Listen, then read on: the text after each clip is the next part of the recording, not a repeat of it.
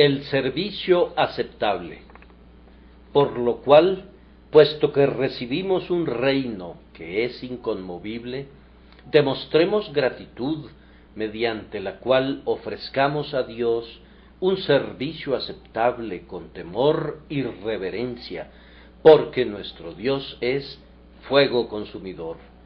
Hebreos 12, 28, 29.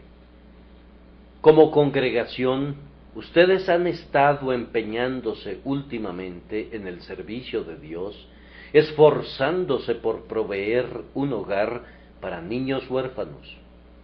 Yo me he quedado asombrado y estoy feliz por la liberalidad que ha sido manifestada por todo tipo de personas en esta buena y misericordiosa obra. Me sentí algunas veces como aquel rey de tiempos antiguos que dijo: ¿quién soy yo y quién es mi pueblo para que pudiésemos ofrecer voluntariamente cosas semejantes? Estoy seguro de que se han ganado con creces todos los encomios que sus semejantes cristianos pueden brindarles, pues la obra ha sido hecha tan bien y con tanta entrega que todos nos podemos regocijar a una.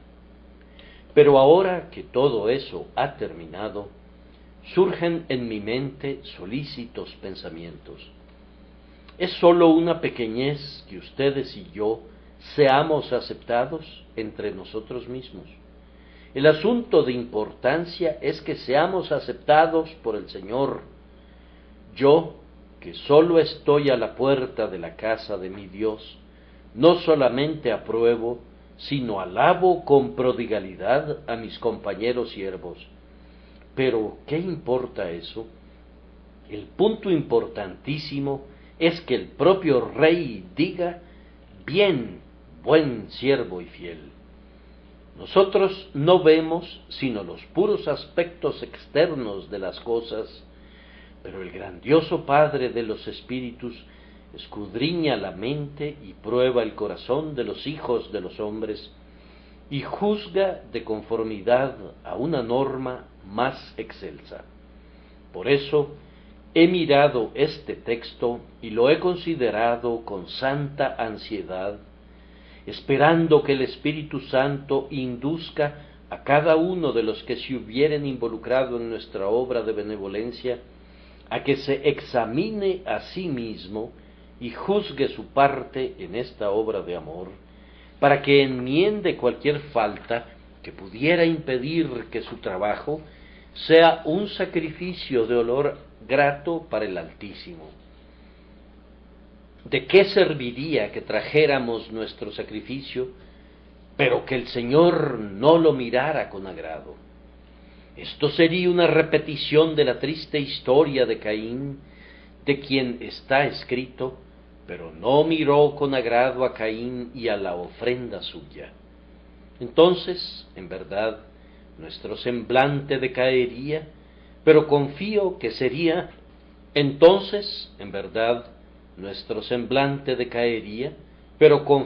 sería más por arrepentimiento que por rebelión.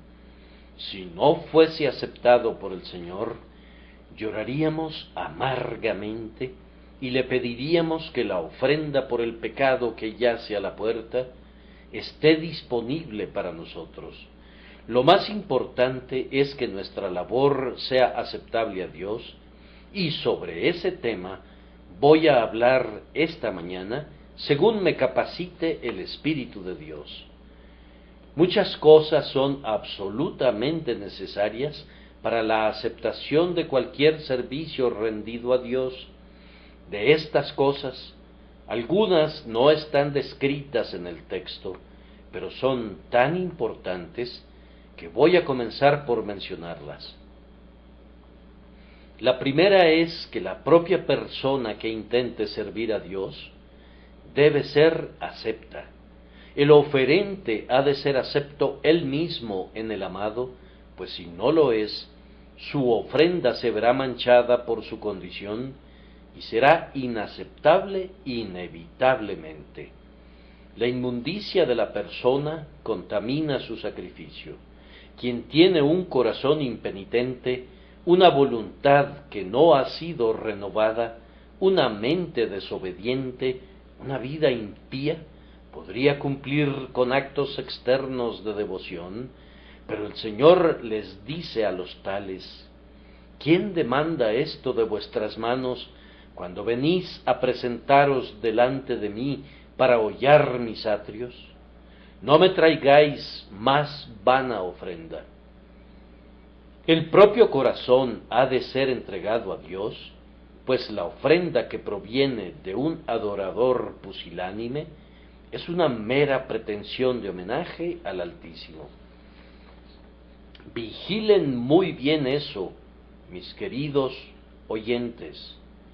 Dios dice: dame, hijo mío, tu corazón. Da todo lo que quieras después, pero el corazón debe ir al frente. Esto es esencial. Que un traidor involucrado en una rebelión real presente un tributo al rey constituye una burla. Él debe someterse primero a su príncipe y luego puede presentarse con su muestra de lealtad. El siguiente elemento esencial es que, una vez que el acto sea llevado a cabo por una persona acepta, debe ser claramente realizado como para Dios. Nuestro texto habla de servir a Dios. Ay, mucho se hace que en sí mismo es externamente encomiable, pero no es aceptable para Dios, porque no es hecho para Él, ni con una mira para su gloria. Algunos, como los fariseos de antaño, dan limosna motivados por la ostentación. Tocan la trompeta delante de ellos para poder recibir la alabanza de los hombres. De cierto os digo que ya tienen su recompensa. Algunos son muy dinámicos en la santa obra, movidos por la emulación, para poder sobrepasar a otros y poder recibir crédito por una habilidad y bondad que son superiores. Como Jehú claman: ven conmigo y verás mi celo por Jehová. Ahora, en tanto que busquen en esto su propia honra y no la gloria de Dios, no pueden ser aceptados por Él. Son mucho mejor las dos blancas echadas en el arca, sin que nadie observe, excepto el grandioso Maestro, que toda la riqueza que pudiéramos ofrecer si presentáramos la ofrenda con un doble propósito. Si queremos servir a Dios, debemos olvidar el yo.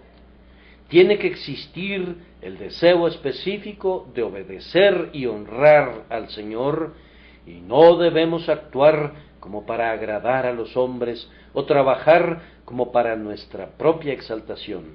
De otra manera, el Señor aborrecerá nuestra ofrenda. Y hemos de cuidar que todo esto sea hecho con fe en Cristo Jesús, pues es una ley de observancia universal en el reino de los cielos que sin fe es imposible agradar a Dios. Si entregase mi cuerpo para ser quemado, no tengo amor, dice Pablo, de nada me sirve. Y lo mismo puede decirse en relación a la fe. El que no cree en Dios, pero pretende ser religioso, es manifiestamente, ya sea un engañador o un engañado. Así como el incrédulo ya es condenado, su servicio sólo puede ser el de un condenado. ¿Y cómo podría agradar al Señor? Debemos llevar nuestra ofrenda a Jesús, nuestro grandioso sumo sacerdote, y Él debe presentarla por nosotros, pues sólo por medio de Jesucristo puede ser aceptable a Dios. Habiendo mencionado estas cosas, ahora me limito al propio texto, que contiene un mundo de solemnes pensamientos que escudriñan el corazón con relación al servicio aceptable de Dios. Y primero, de acuerdo al apóstol, si hemos de servir a Dios aceptablemente, debe ser bajo un sentido de nuestra inmensurable obligación para con Él. Miren, así que recibiendo nosotros un reino inconmovible, tengamos gratitud y mediante ella sirvamos a Dios agradándole con temor y reverencia. Vean, hermanos, que cualquiera que fuera el servicio que rindamos a Dios, hemos de comenzar por ser receptores. Nuestro primer trato con el Altísimo no ha de ser que le traigamos algo a Él, sino que aceptemos todo de Él. Nosotros recibimos, y esa es la primera etapa. Y yo creo que también es nuestra última, pues si somos alguna vez capaces de servir al Señor con nuestros dones, hemos de confesar que de lo recibido de tu mano te damos. Cuando tengamos el privilegio de arrojar nuestras coronas delante del trono de Emmanuel, serán coronas que Él mismo nos otorgó por su propia gracia soberana. Cada himno que se eleva de los santos perfeccionados no es sino un eco del amor todopoderoso. Ellos lo aman porque Él los amó primero. Ellos son primeramente receptores y luego, como cauces saturados por el manantial, desbordan sus contenidos. Primero recibimos gracia y entonces devolvemos el servicio. El santo servicio es un don de principio a fin.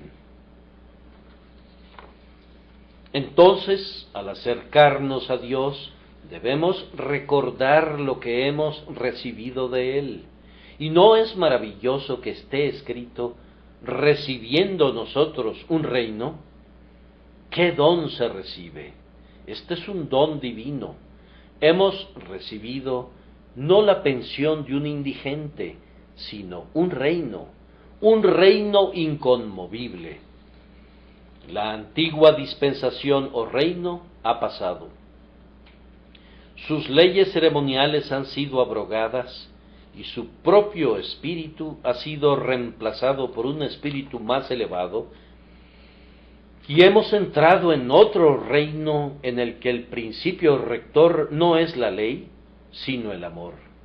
No estamos bajo el yugo de Moisés, sino que somos los súbditos del Rey Jesús, cuyo yugo es fácil y ligera su carga. El reino de Jesús no tendrá fin mientras dure el tiempo, pues Él es el Rey eterno e inmortal. Tampoco sus leyes serán cambiadas, ni sus súbditos perecerán, hasta aquel día en que entregue el reino a Dios, al Padre, y Dios sea todo en todo. Jesús ha de reinar, y aun cuando el reino terrenal de mediación sea consumado, el reino de Dios, el reino del cielo, continuará para nosotros y todavía seremos sus súbditos y ciudadanos. Hemos recibido un reino eterno y por esto debemos estar eternamente agradecidos. Las sombras se han desvanecido, pero la sustancia permanece. Nos hemos levantado de los tipos del judaísmo a su reino y por medio de él nos han llegado la gracia y la verdad. Este estado evangélico permanece. Por encima del descalabro de todas las cosas permanece, y las puertas del infierno no prevalecerán contra él. Nuestro es el reino de Jesucristo, en el que el Evangelio es la ley, los creyentes son los súbditos privilegiados, y la gracia y la gloria son los ingresos. Un reino que crece diariamente en brillantez, un reino que consumará su gloria en el mundo eterno, cuando Cristo haya puesto a todos los enemigos bajo sus pies, y su pueblo reine con él por siempre y para siempre. Pero, dirás tú, nosotros no hemos recibido este reino todavía. Yo respondo que lo hemos recibido en un sentido. Lo hemos recibido primero en la promesa. Nuestro Señor dijo: yo pues os asigno un reino como mi Padre me lo asignó a mí. No temáis, manada pequeña, porque a vuestro Padre le ha placido daros el reino. Ahora, con la palabra de un hombre, si se tratara de un hombre de honor, nos contentamos. Consideramos su vale como el equivalente de oro que él promete pagar. Si pone su mano en una promesa, la pasamos de mano en mano, considerándola como la cosa misma que promete. ¿Acaso no consideraríamos todavía de mayor peso la palabra de Dios? La promesa de Dios es tan firme, tan segura, tan verdadera, que en tanto que Él ha prometido un reino a todos aquellos que esperan la aparición de su Hijo, ese reino es nuestro, y por fe lo asimos esta mañana. Bendito sea el Señor, porque hemos recibido un reino. Adorémosle en el espíritu de agradecimiento que una tal bendición debería provocar. Y más que esto, lo hemos recibido en sus principios, pues está escrito: he aquí, el reino de Dios está entre vosotros. Así como la flor más bella permanece envuelta dentro de la semillita reseca y sólo necesita tiempo y sol para desarrollar toda su belleza, así la perfección, la gloria, la inmortalidad y la bienaventuranza indecible yacen dormitando ocultas dentro de la gracia que Dios ha dado a todo su pueblo. Todo aquel que en Él cree tiene vida eterna. La vida del cielo comienza dentro del creyente, está germinando, se está desarrollando diariamente y en el tiempo de Dios llegará a su absoluta perfección. Tenemos el reino dentro de nosotros. No es comida ni bebida, sino justicia, paz y gozo en el Espíritu Santo. El Espíritu de Dios dentro de un hombre es las arras del cielo, y una fianza es de la misma naturaleza que aquello que garantiza. Los que somos nacidos a Dios, tenemos las primicias del reino de Dios al poseer el Espíritu que mora en nosotros, y en las primicias vemos la cosecha completa. Estén a la altura de esto, hermanos míos, y bajo un sentido de su inmensurable deuda, salgan y sirvan a su Dios con gozoso agradecimiento. Este es el espíritu en el que se ha de adorar al Señor que nos ha dado el reino. Además, en una medida, hemos recibido este reino en el poder suyo. Noten que el texto no dice que hemos recibido un pequeño señorío, un pequeño estado, una escasa porción, sino que hemos recibido un reino. Ningún don menor que esto podría contentar al grandioso corazón de nuestro Padre Celestial. Él nunca se detiene a medio camino en su marcha de misericordia. Primero nos hizo sus súbditos, luego sus hijos, después sus herederos, y aquí nos hace reyes, pues todo heredero de Dios es heredero forzoso de un trono.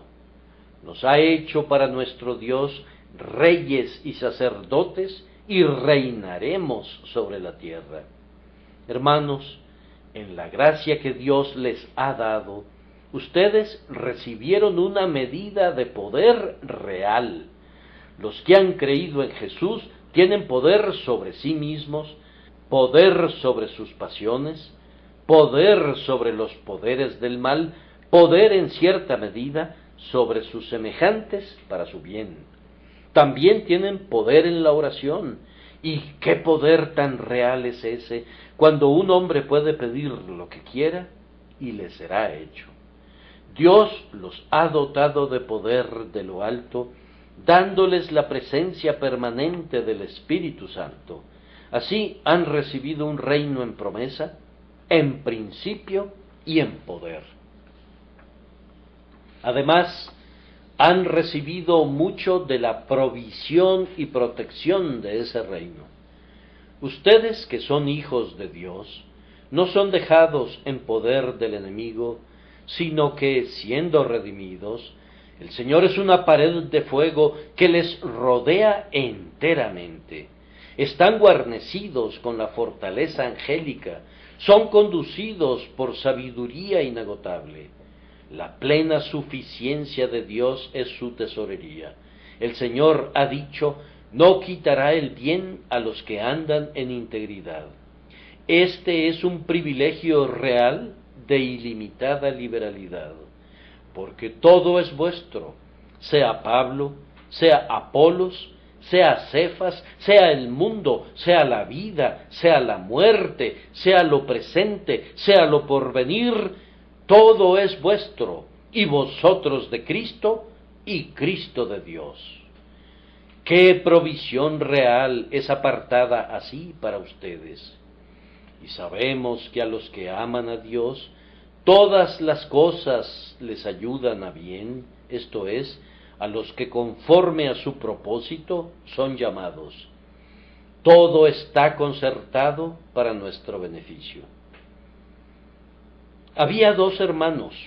Uno de ellos había estado diligentemente enfocado a su negocio mundano en detrimento de la verdadera religión.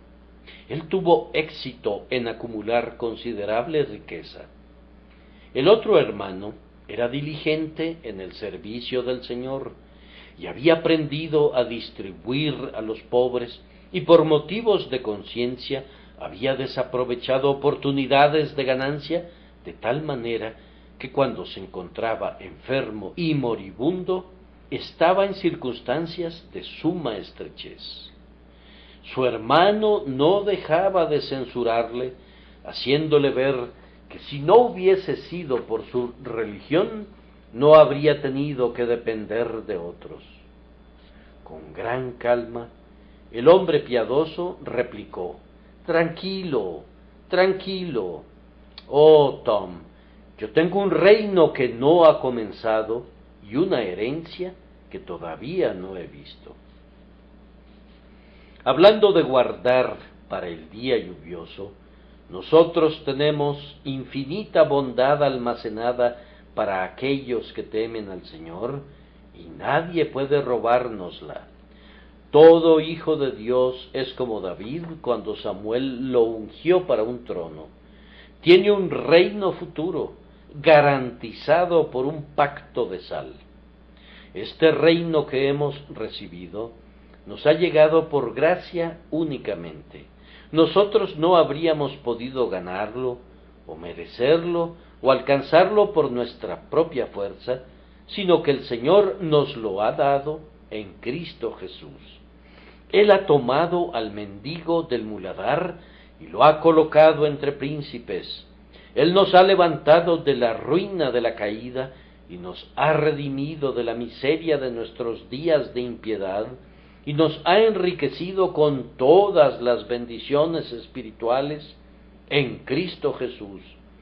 ¿No habremos de servirle movidos por la gratitud por tan inestimables beneficios? Ningún chasquido de látigo nos impulsará a su servicio, pues no hemos recibido el espíritu de esclavitud para estar otra vez en temor.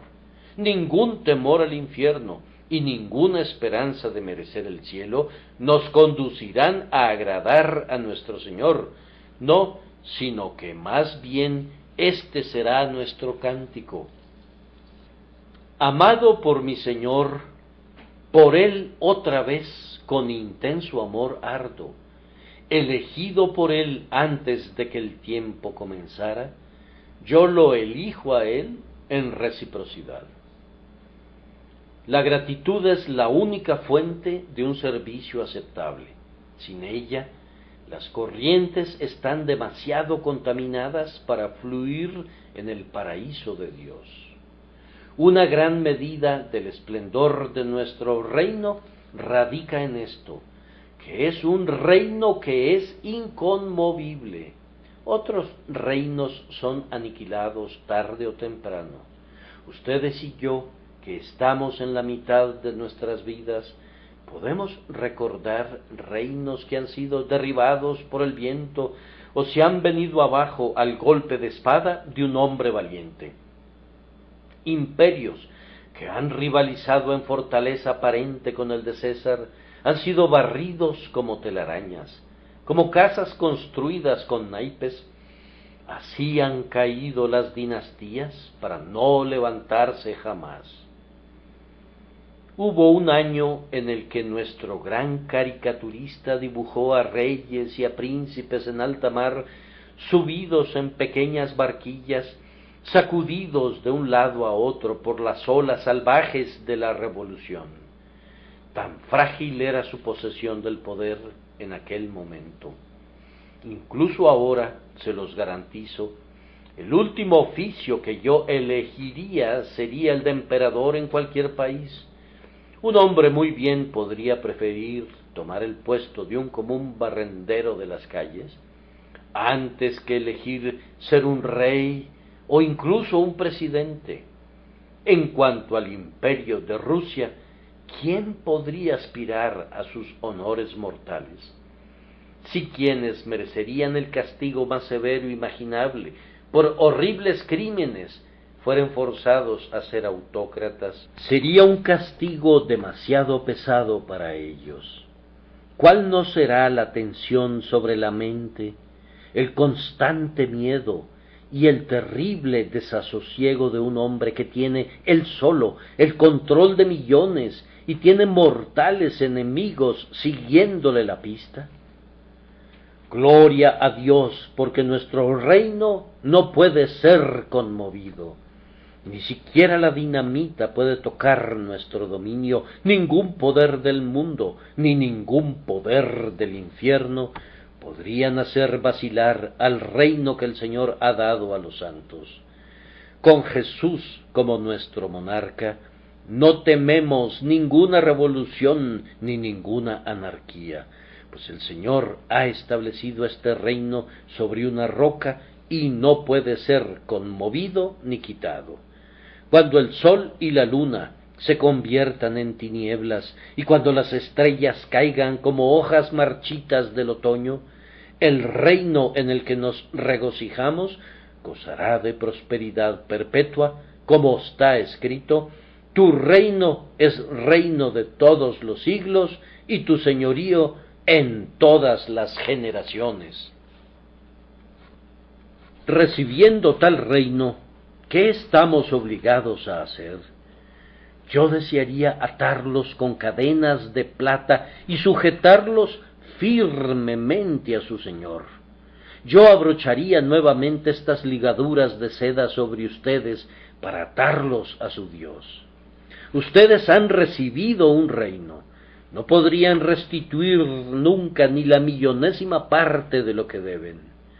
Hoy, sin embargo, que el dulce amor de Cristo los constriña a juzgar que si Él los hizo reyes a ustedes, les corresponde de todo corazón coronarlo como rey, y si Él les ha dado un reino que no puede ser conmovido por ustedes, a ustedes les corresponde estar firmes y constantes, creciendo en la obra del Señor siempre. ¿Acaso no es un espléndido pensamiento que cuando hacemos cualquier cosa para Dios, aunque sólo sea el simple ofrecimiento de una oración o de ayudar a un niño huérfano, podemos hacerlo con toda la santa dignidad de sacerdotes y de príncipes? Un cierto grupo de hombres se arrogan en exclusiva el título de sacerdotes y así niegan el sacerdocio de todo creyente. En esto actúan como Coré, Datán y Abiram, colocándose en un oficio que no les pertenece y estorbando a los verdaderos sacerdotes del Dios viviente. ¿Acaso no ha dicho el Señor a todo su pueblo: vosotros sois real sacerdocio? En cuanto a cualquiera que reciba un supuesto sacerdocio por la imposición de manos de los obispos, no sabemos nada de ellos, excepto que en verdad yerran, desconociendo la verdadera dignidad de cada creyente, se inmiscuyen en este sacerdocio, en tanto que pretenden poseer un poder sacerdotal más allá del más pequeño Hijo de Dios, pues todos los que creen en Jesús son hechos en este día sacerdotes para Él. Con qué sagrada regularidad y santo cuidado hemos de servir a Dios, porque no le servimos como personas comunes, si en verdad estamos en Cristo, sino que le adoramos como sacerdotes y reyes. Uno de nuestros primeros reyes sajones fue transportado río abajo por Kenneth de Escocia y otros 7 reyes vasallos, y cada uno empujaba un remo, mientras su señor estaba recostado con gran pompa. El Rey de Reyes hoy es servido por reyes. Cada persona, cada mujer entre nosotros es convertida a la realeza por el propio hecho del santo servicio. Trabajemos para Dios, no como esclavos, sino como reyes. Sí, yo confieso que algunas veces no he servido al Señor como un rey.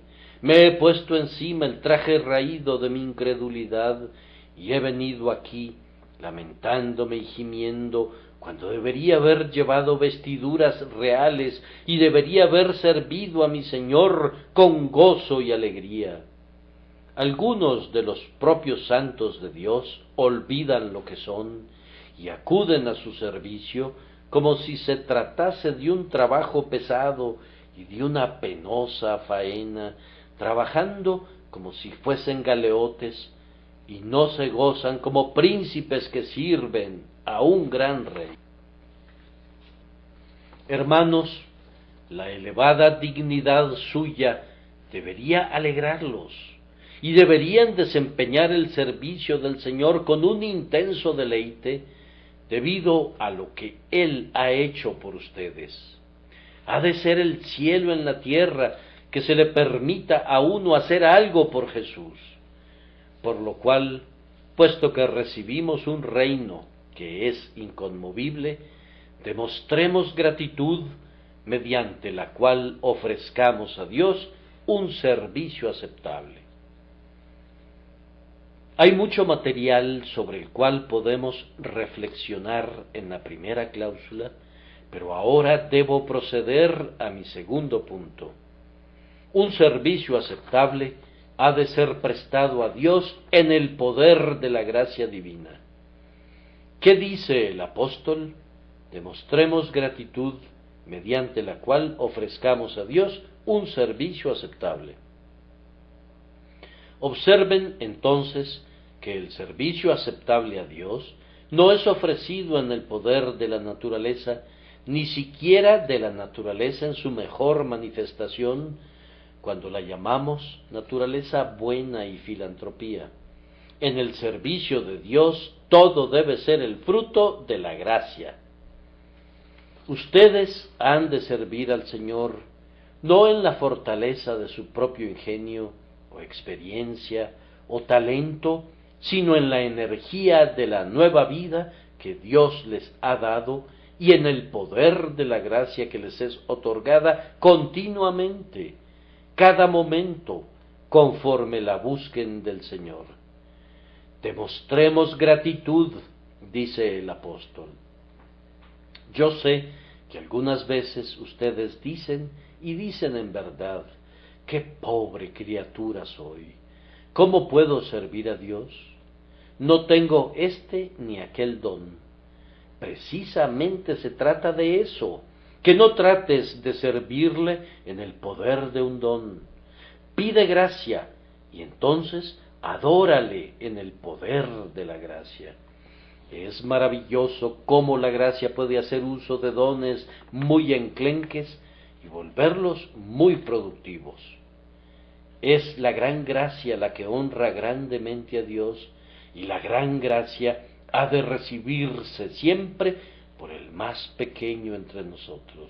Tal vez no seas nunca un orador, pero puedes recibir grande gracia.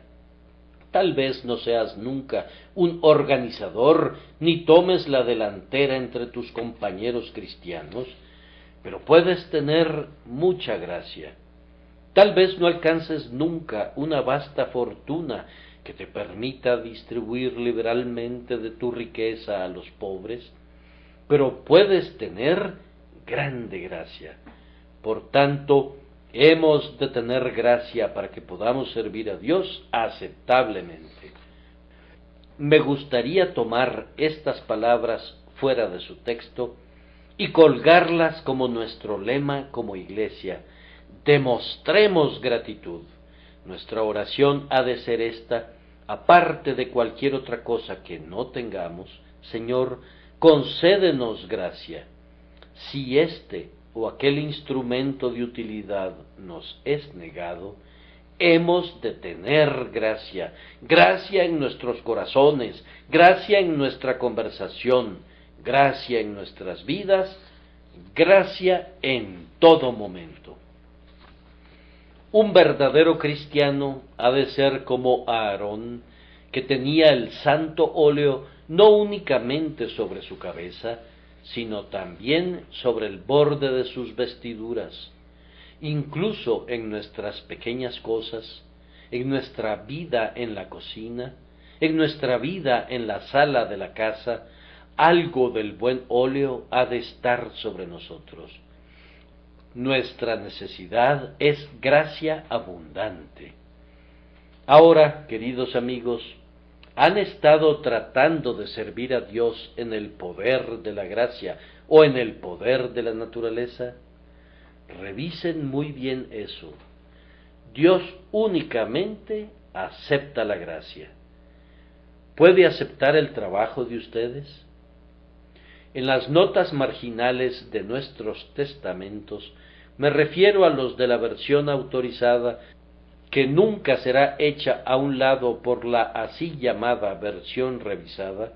En la nota marginal de la versión autorizada leemos: debemos aferrarnos a la gracia. Ese es otro lema que quisiera dar a esta iglesia. Mantengamos firme la gracia. Encontrar la gracia es un acto. Mantenerla firme es hacer el acto perpetuo y el estado continuo. Mantengamos firme la gracia. ¿Existe tal cosa como servir a Dios y perder gracia mientras lo hacemos? ¿Se pueden volver como Marta, preocupados acerca de su servicio, y podrían estar molestos con María porque no trabaja como lo hacen ustedes, sino que preserva su comunión celestial? Es fácil tener tanto que hacer por Jesús que lo pierdas en medio de tus cuidados. Es posible estar ocupado aquí y allá y perder la esencia del servicio por no aferrarse a la gracia, o sumergir nuestro pie en óleo de tal forma que cada paso contenga unción y en cada movimiento nos aferremos a la gracia. Ahora pueden mirar la nueva versión si quieren, y en el margen encontrarán otra lectura que es permisible, aunque no contiene gran certeza. Allí leemos: tengamos gratitud. Esa grandiosa palabra charis o gracia puede ser traducida gratitud, y es en un espíritu de gratitud que debemos servir a Dios. Ustedes han recibido un reino, por tanto, sirvan a Dios en el espíritu de gratitud. Hagan todo porque sienten que han de hacer.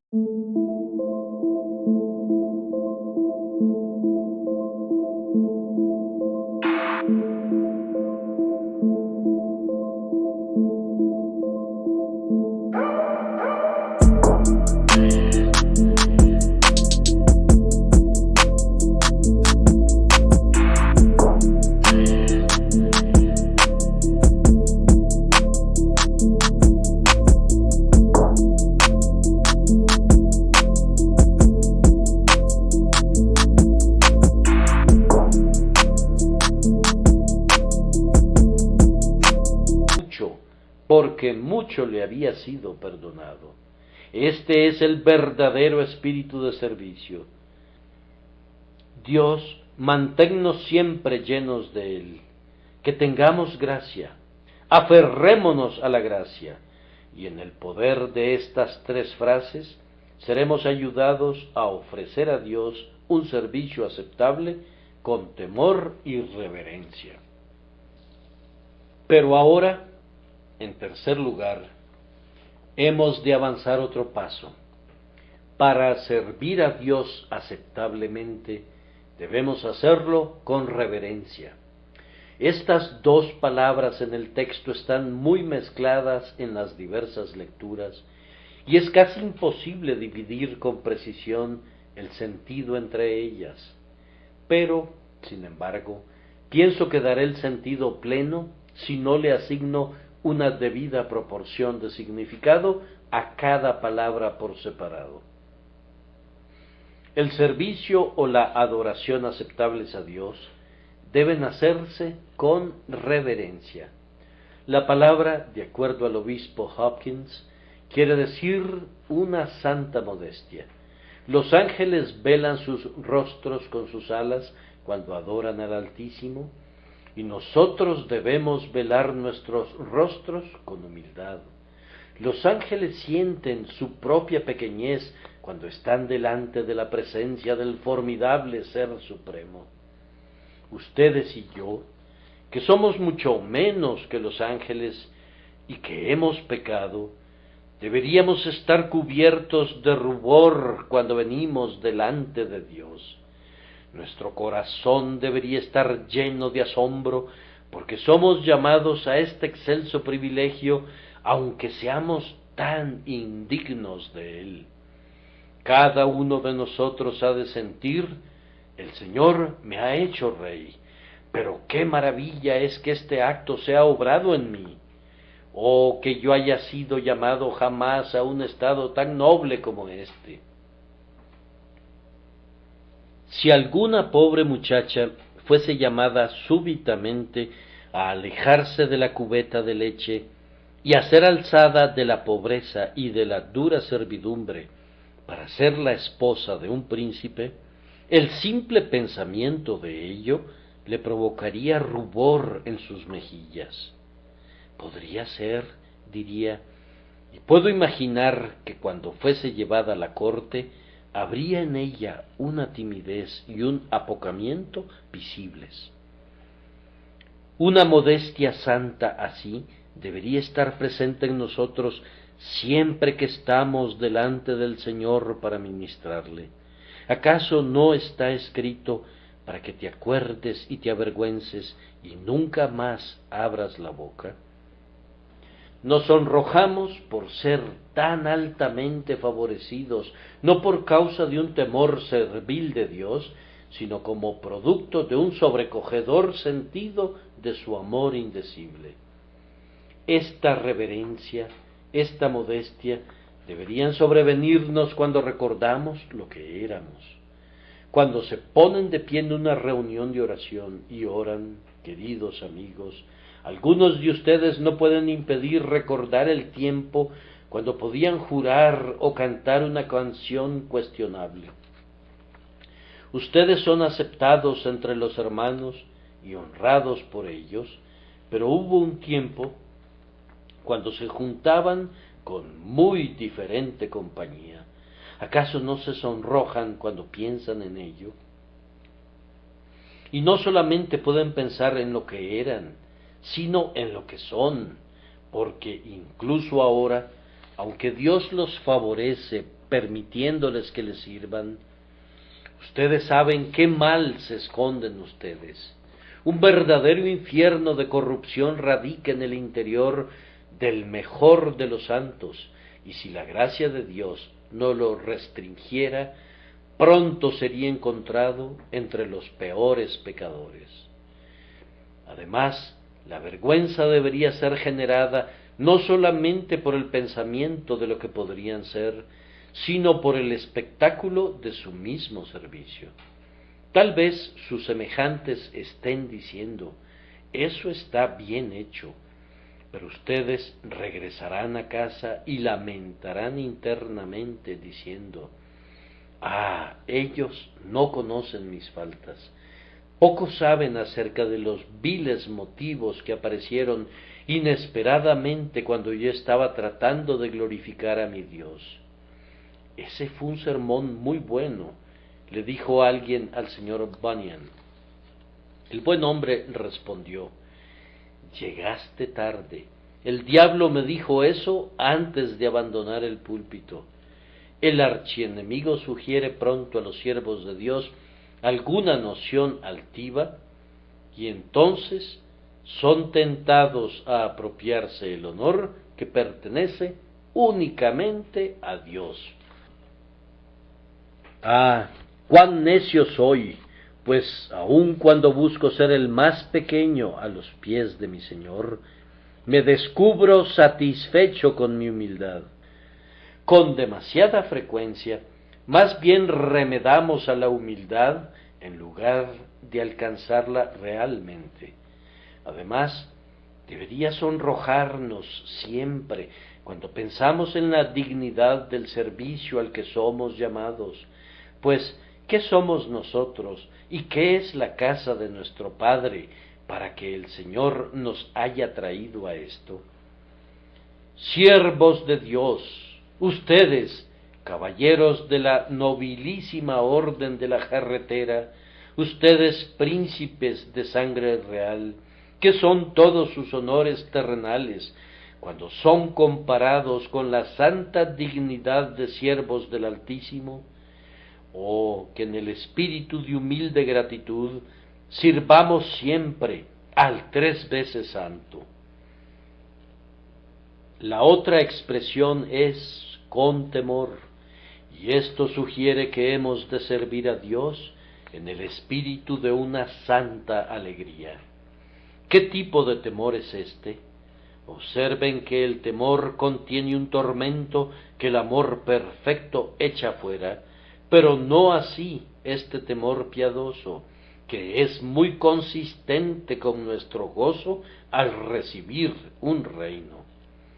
Entre más tengamos de este temor piadoso, será mejor para nosotros. Debemos tener temor de ofender al Señor aun cuando lo estamos sirviendo, temor de que el sacrificio esté manchado y por tanto que sea rechazado en el altar, temor de que haya algo en nuestro espíritu y carácter que contriste al Señor. Él es un Dios celoso y ha de ser servido con santa diligencia. Oh, que tengamos más cuidado.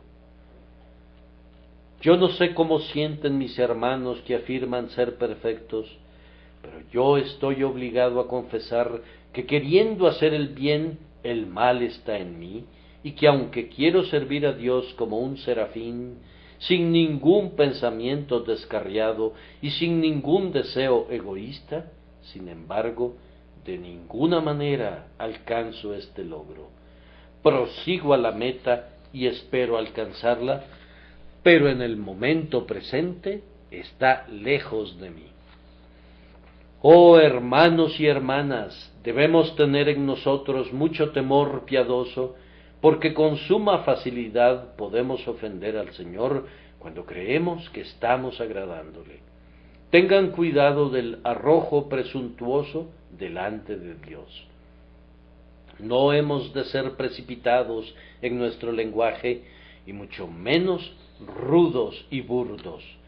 Yo sé que algunos modos de adoración que ofenden a mi gusto podrían ser, sin embargo, aceptables para Dios, porque Él ve a través de la áspera cáscara y juzga de acuerdo a la dulce semilla carnosa. Sin embargo, me temo que un servicio descuidado, jactancioso y ruidoso debe ofender al Señor, pues es tan disímil del servicio que fue ofrecido por su gentil, tierno y bien amado Hijo. Si Cristo es el modelo que pone ante nosotros, muchos están muy lejos de la meta. De cualquier manera, no adoptemos nunca protervamente un amaneramiento extravagante y ruidoso, Pues aunque seamos los hijos del Señor y estemos muy cerca de Él está en el cielo y nosotros estamos en la tierra. Él es 3 veces santo, nosotros somos pecadores. El salmista dice: servid a Jehová con temor y alegraos con temblor.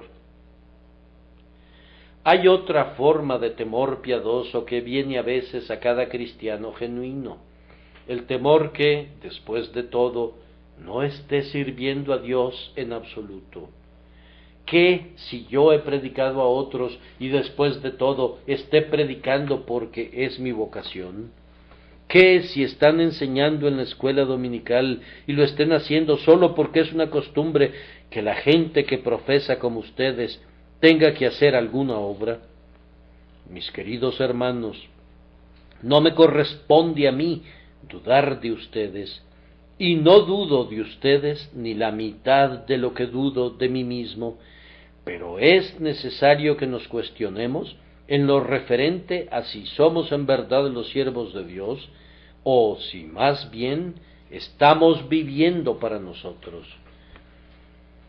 Sabiendo que Dios ha de ser servido a su propia manera, y únicamente de esa manera, debería haber un temor reverente en lo relativo a si estamos caminando en sus ordenanzas o estamos siguiendo las tradiciones de los hombres.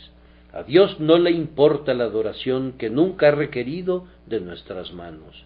Si un hombre inventa una ceremonia, podría considerarla útil e instructiva, pero no tiene el derecho de practicarla si Dios no la ha establecido.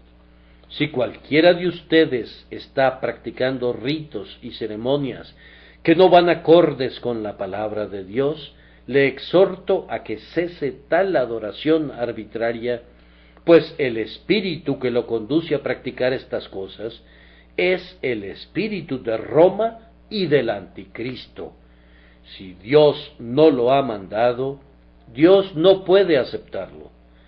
No solamente hemos de adorar únicamente al verdadero Dios, que es la ley del primer mandamiento, sino que hemos de adorar al verdadero Dios de la manera que Él establece, que es el espíritu del segundo mandamiento. El segundo mandamiento, al tiempo que prohíbe toda adoración de Dios a través de imágenes, en su espíritu también prohíbe toda adoración de Dios de cualquier otra manera que Él no haya prescrito. Por tanto, cuando estés delante del Señor, hazte la pregunta: ¿requirió Él este servicio de mí? ¿Es esta la manera en la que Él quiere ser adorado? Pues si no, no es nada mejor que idolatría y no puede ser aceptado por el Dios viviente. Oh, qué temor y temblor, qué temor solemne, qué cuidado sagrado deben dominar al hombre que se acerca para servir y adorar al Señor nuestro Dios. Ahora, por último, hay otra cosa que debe recordarse en los servicios aceptables. Hemos de cultivar un profundo sentido de la santidad divina y de la ira de Dios en contra del pecado. Dios es fuego consumidor. Observen entonces, partiendo de esta frase sumamente solemne, que el Dios del Antiguo Testamento es el Dios del Nuevo Testamento. Lean Deuteronomio 4 en el versículo 24 y allí encontrarán estas palabras: porque Jehová tu Dios es fuego consumidor, Dios celoso. Las mismas palabras describen al Dios del Nuevo Testamento. Yo sé que la celebrada sabiduría de la época nos dice que hemos hecho un gran avance sobre la revelación del Antiguo Testamento. No es así. Podemos entender el libro un poco mejor, pero la revelación es la misma. Dios tiene el mismo carácter como en los días de Moisés y de David y de los profetas.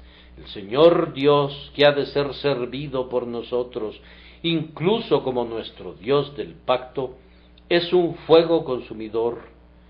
En amor Él es severamente santo, rígidamente justo. Oímos que hay gente que dice, Dios fuera de Cristo es un fuego consumidor, pero esa es una infundada alteración del texto. El texto es nuestro Dios, esto es, Dios en Cristo es un fuego consumidor. Nuestro Dios quiere decir Dios en el pacto con nosotros. Quiere decir que nuestro Padre Dios, nuestro Dios con quien estamos reconciliados, Él, nuestro Dios, es todavía un fuego consumidor. Una gran proporción de cristianos nominales no cree en este Dios. Ellos profesan reverenciar a un Dios misericordioso, pero en el momento en que predicas su justicia, se indignan. El Dios que es un fuego consumidor no es aceptado por este altivo siglo XIX. Yo declaro muy solemnemente en este día mi fe en el Dios de los hebreos, que no pasará por alto de ninguna manera al culpable. El Dios de Abraham y de Isaac y de Jacob es el único Dios, y yo declaro en este día que Él es mi Dios. Jehová es el Santo de Israel, el Dios de toda la tierra será llamado Él. El que hirió a Faraón junto al Mar Rojo, el que destruyó a muchas naciones y mató a reyes poderosos, es mi Dios, y yo creo en Él como el Dios y Padre de nuestro Señor y Salvador Jesucristo. Yo no conozco a ningún Dios excepto al Dios de Abraham. Jehová, el yo soy. Bajo el Nuevo Testamento, Dios no es un ápice menos severo que bajo el Antiguo. Y bajo el pacto de gracia, el Señor no es una partícula menos justo que bajo la ley. Somos salvados de tal manera por la misericordia que ningún pecado se queda sin castigo. La ley es tan honrada bajo el Evangelio como bajo la ley. La sustitución de Jesús manifiesta tanto la ira de Dios contra el pecado como lo harían las propias llamas del infierno. El Señor es misericordioso, infinitamente misericordioso, y el pecado no vivirá delante de Él. Si la ofrenda de ustedes y la mía es mala, será una abominación para Él. Él es de ojos tan puros que no pueden contemplar la iniquidad. Si nuestra adoración y servicio son mezclados con hipocresía y orgullo, Él no los tolerará. Ustedes se quedarán más bien sorprendidos cuando diga que esta terrible frase es mi esperanza. Es un gozo para mí que nuestro Dios sea un fuego consumidor. Contemplen dos altares sobre el Carmelo. Los profetas de Baal han colocado a su víctima sobre uno de ellos. Los ven mientras andan saltando alrededor del altar e incluso brincan sobre él. Los oyes cuando claman a grandes voces y se sajan con cuchillos y con lancetas. Baal, respóndenos. Baal, respóndenos. Allí se encuentra el sacrificio. No hay evidencias de que Baal los esté oyendo, pues su Dios no es un fuego consumidor. Ahora viene Elías. Derramad el agua, dice, sobre el holocausto. Hacedlo otra vez. Hacedlo la tercera vez. Y ellos traen del mar grandes cántaros y derraman el agua sobre todo hasta que la zanja se llena de agua. Y ahora el profeta eleva su oración al cielo. Entonces cae el fuego.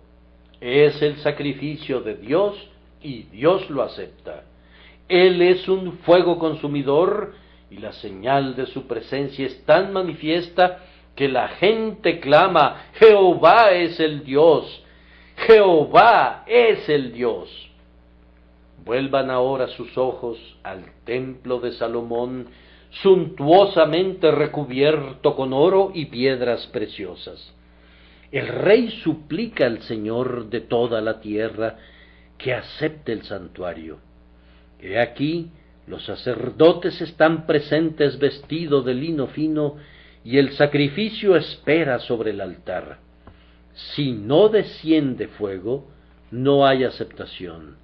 Pero leemos que descendió fuego de los cielos y consumió el holocausto y las víctimas, y la gloria de Jehová llenó la casa.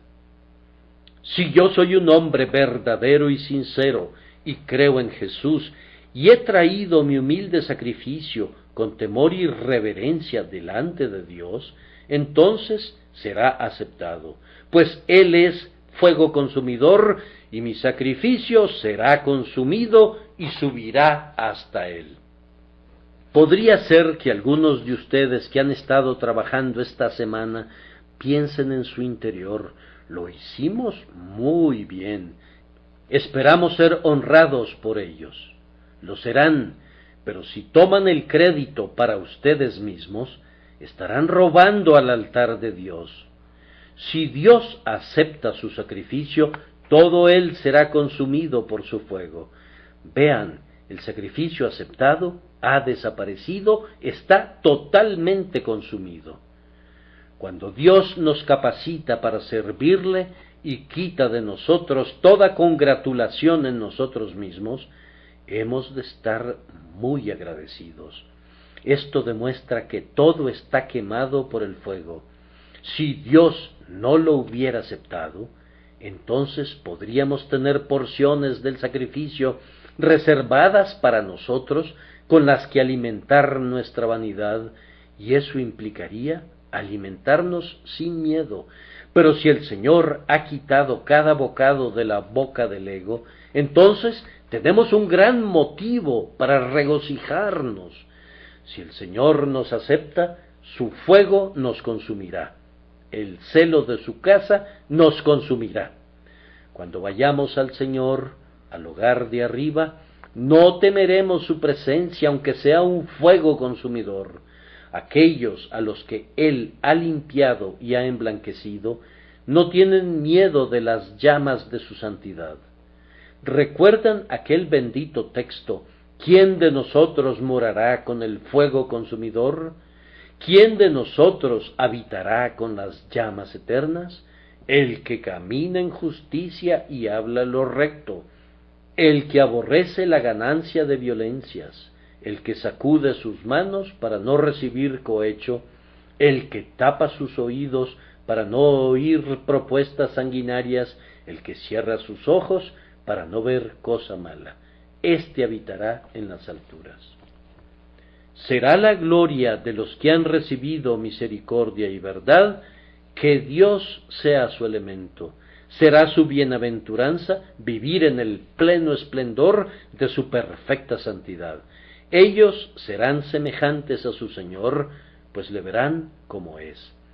Todo lo que es santo soportará el fuego, y en cuanto a todo lo que está en nuestro interior que sea impuro, ha de ser consumido rápidamente. Por tanto, sirvamos al Señor con temor, pero no con terror, y que este servicio sea continuado en todos nuestros días. Traigamos los sacrificios de la semana pasada con arrepentimiento por cada falta, suplicando humildemente que por su gracia los acepte, y deseando sinceramente que todo lo que hemos hecho redunde para su gloria, por medio de Jesucristo su Hijo, a quien sea el honor por los siglos de los siglos.